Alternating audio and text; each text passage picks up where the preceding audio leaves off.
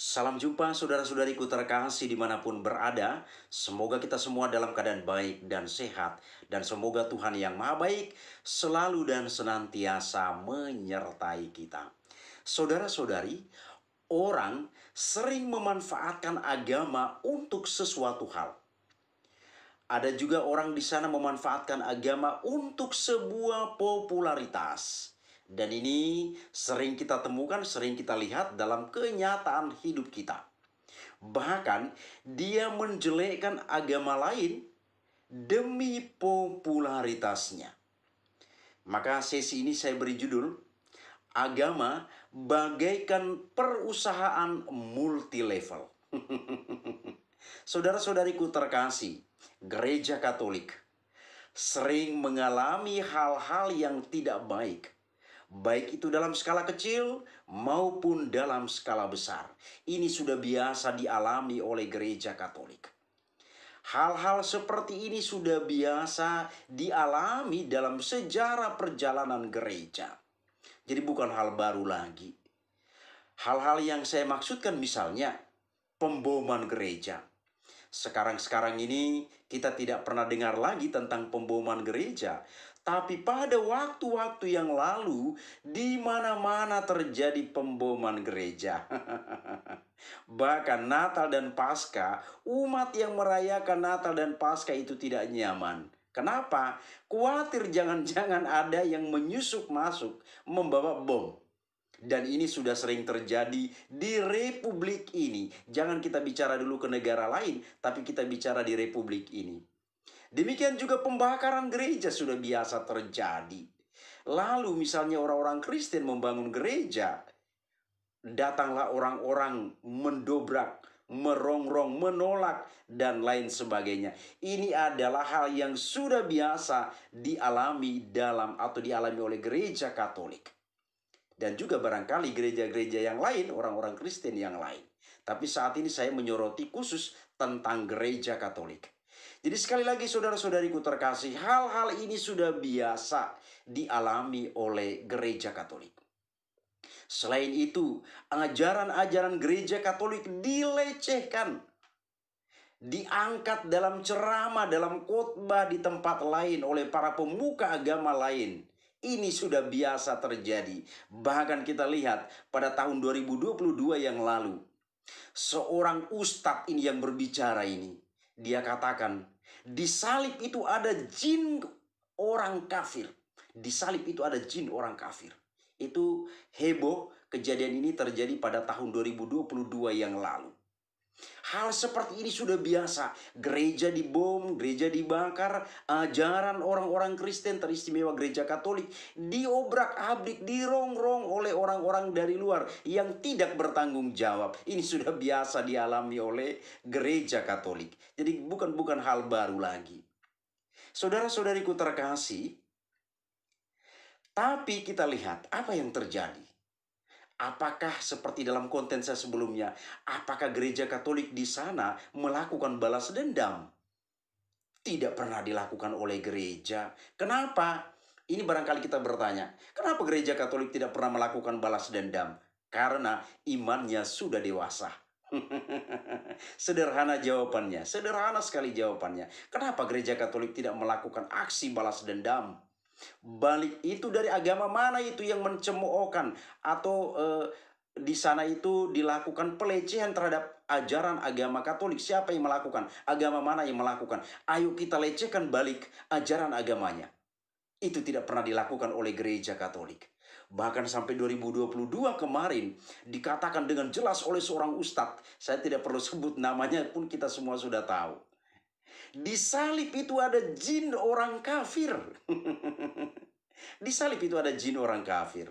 Saudara-saudariku terkasih, saya bingung dengan orang-orang yang berbicara seperti ini. Tapi lihatlah apa yang terjadi dalam gereja Katolik. Gereja Katolik tidak pernah melakukan sebuah balas dendam. Kenapa? Sudah saya katakan tadi, iman orang Katolik sudah sangat dewasa.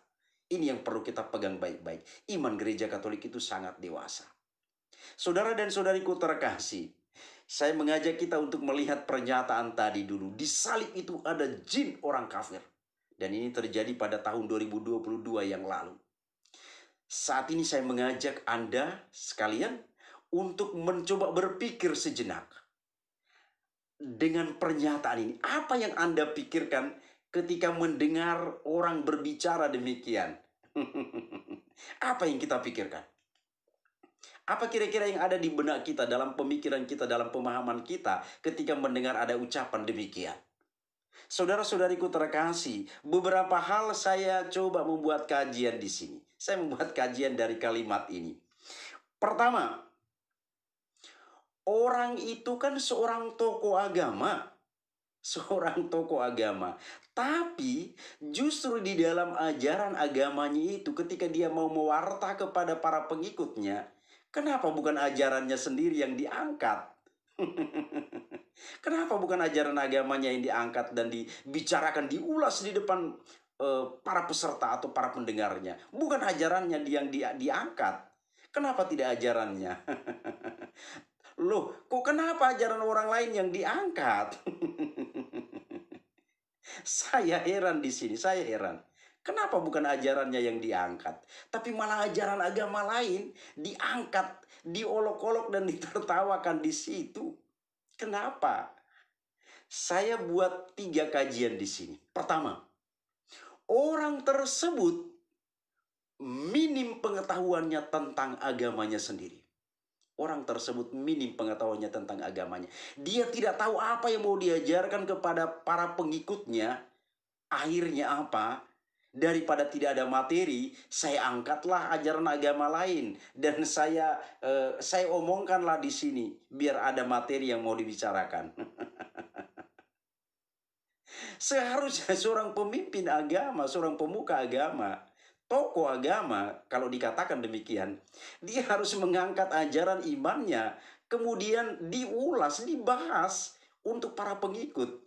Tapi justru ajaran agama orang lain yang diangkat. Maka saya katakan, kajian saya pertama adalah orang tersebut minim pengetahuan tentang agamanya. Dia tidak tahu apa yang mau diungkapkan kepada para pesertanya atau para pengikutnya. Maka biar ada materi, diangkatlah ajaran-ajaran agama lain untuk ditertawakan. Tetapi di sini nampak bodohnya. Nampak bodoh. Kenapa bodoh? Dia tidak paham bahwa itu bukan ajarannya. Ajaran orang lain. Dia tidak paham. Tapi justru diangkat dan diejek, dihina di depan para pendengarnya. Ini sebuah kebodohan.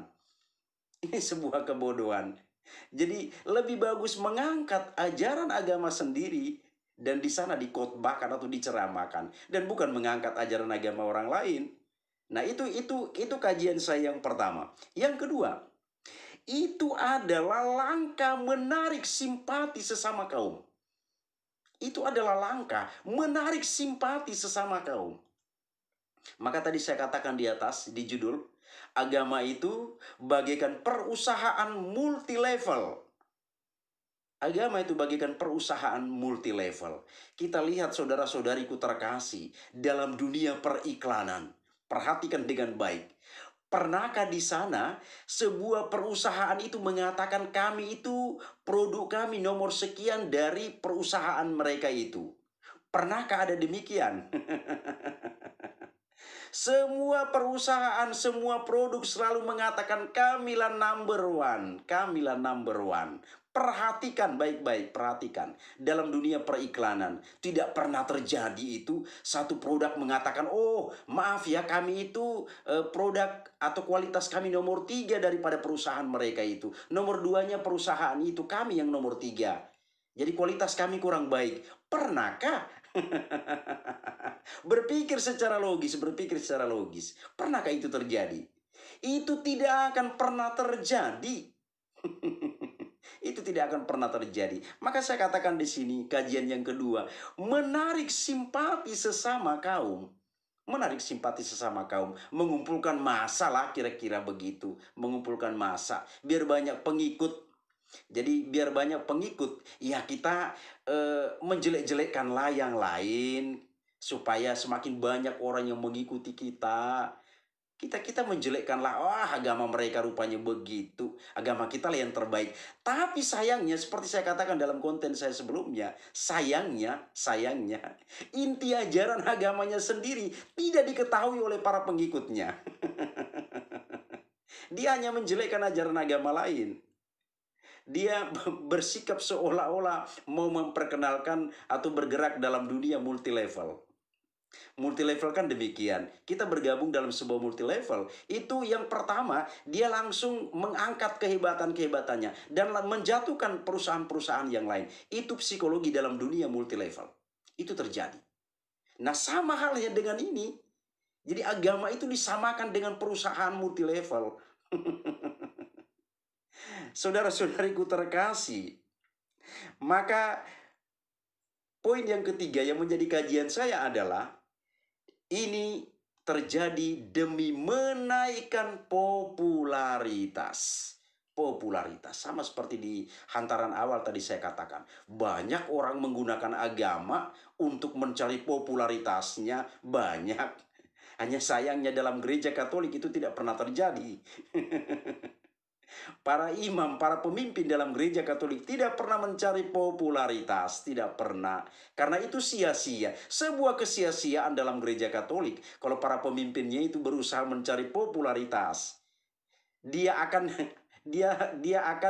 tidak mendapat sambutan yang baik dari umat. Itu pasti terjadi.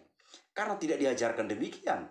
Tuhan Yesus sendiri tidak pernah mengajarkan orang-orang Kristen, para pemuka agama Kristen, para pemuka agama Katolik tidak mencari popularitas. Tidak mencari popularitas.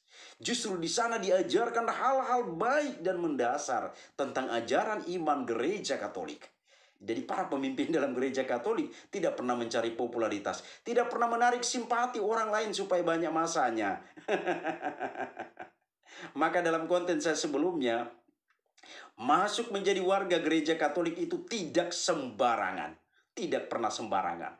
Orang kalau mau masuk menjadi warga gereja Katolik, prosesnya itu panjang. Prosesnya itu panjang, bukan main-main. Kalau kamu sekarang mau menjadi orang Katolik, ayo dibaptis. Itu tidak akan pernah ada dalam kamus gereja Katolik. Tidak akan pernah ada ditemukan di sana. Barangkali di agama yang lain, silahkan saja. Tapi gereja Katolik, no. Itu bukan levelnya gereja Katolik. Gereja Katolik mengutamakan kualitas. Ini dalam konten saya sebelumnya sudah saya katakan dengan jelas. Gereja Katolik mengutamakan kualitas. Maka di sana tidak akan pernah terjadi para pemimpin dalam gereja itu mencari popularitas melalui agama. Itu tidak akan pernah terjadi. Nah, sayang sekali memang ya. Orang-orang Katolik tidak tahu menahu apa-apa, tiba-tiba dikatakan di salibnya itu ada jin orang kafir. Ini tidak ada mendung kok tiba-tiba turun hujan. Jalan ceritanya dari mana? Anda tidak tahu, tidak paham tentang ajaran Katolik. Kok bicara? Saya selalu katakan di dalam konten saya sebelumnya, kalau Anda tidak paham tentang gereja Katolik, jangan bicara. Jangan bicara. Lebih bagus Anda bertanya. Bertanya itu lebih baik daripada Anda melontarkan sesuatu hal di sana menunjukkan kebodohan Anda. Kebodohan Anda.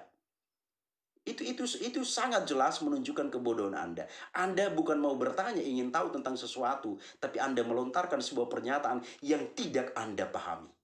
Saudara dan saudariku terkasih, yang saya sayangkan adalah bagi para pengikutnya, sudah tahu jelas-jelas pemuka agamanya itu menghina agama lain, menghina ajaran agama lain. Kok didengarkan? Kok didengarkan? Kalau sudah tahu jelas pemuka agamanya kan menghina agama lain, kenapa didengarkan? Kenapa menjadi pengikut setia? Akal sehat ini harus jalan. Akal sehat itu harus jalan. Saya pernah katakan juga dalam konten sebelumnya, agama itu adalah alat. Agama itu adalah sarana bagi orang atau manusia untuk bertemu dengan Sang Penciptanya. Maka tentu di dalam agama itu sendiri semua diajarkan hal-hal yang baik dan benar. Inilah logikanya yang harus kita pegang.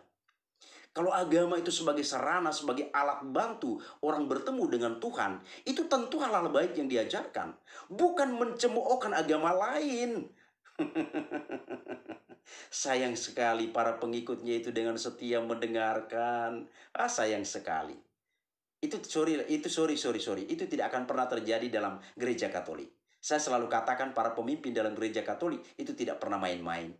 Para pemimpin gereja Katolik tidak pernah mengajarkan untuk membenci orang lain, memusuhi orang lain, mencemoohkan ajaran agama lain, itu tidak akan pernah. Saudara dan saudariku terkasih, gereja Katolik itu sangat besar dan dewasa. Gereja Katolik itu sangat besar dan dewasa. Maka pernyataan yang mengatakan di salib itu ada jin kafir, itu dianggap seperti angin lalu saja. Gereja Katolik itu sangat besar dan dewasa. Hanya saya memberi tanggapan ini, memberikan pencerahan kepada kita, supaya kita mempunyai pemikiran yang baik dan jernih tentang sesuatu hal. Apalagi itu datang dari seorang pemuka agama. Kita sebagai penganut sebuah agama, kita harus mempunyai pemikiran yang jernih, yang bersih, untuk mengikuti agama tersebut.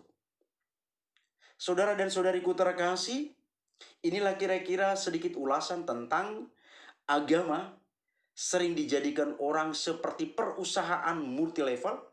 Kiranya ulasan ini bermanfaat bagi kita. Terima kasih, Tuhan memberkati.